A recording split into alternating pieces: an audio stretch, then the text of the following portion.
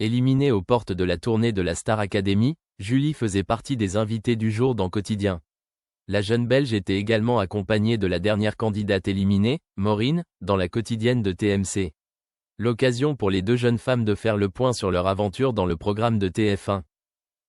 Pour rappel, la seconde était opposée à Charles ce samedi 7 décembre 2024 lors du prime spécial comédie musicale. Malheureusement, celle-ci n'a pas récolté assez de voix de la part du public et se faisait donc évincer face au jeune artiste de 18 ans. Malgré cette élimination, elle garde un excellent souvenir de son aventure, comme son acolyte. Néanmoins, conscient que ces deux invités allaient surtout évoquer les points positifs de leur séjour à Damary-les-Lys, Yann Barthès a souhaité mettre les pieds dans le plat et les prévenir, il va falloir du négatif aussi, au moment où Julie a lancé qu'elle retenait principalement du positif.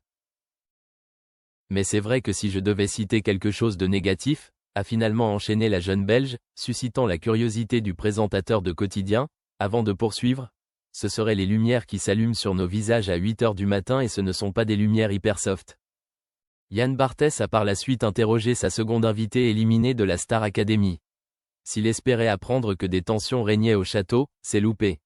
En effet, Maureen a d'abord révélé que son point positif de l'aventure concernait le fait d'avoir pu se faire sauver par les copains pour la tournée.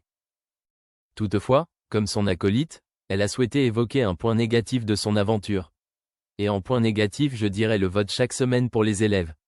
Quand on doit voter pour sauver celui qui va rester, a-t-elle révélé encore traumatisée en découvrant un magnéto dans lequel elle devait faire un choix cornélien entre Maceo et Emma.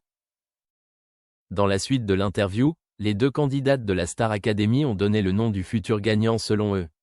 Maureen voit Ebony remporter l'aventure alors que Julie, bien qu'elle ait cité Ebony également, estime que la victoire finale peut également se jouer avec Marguerite.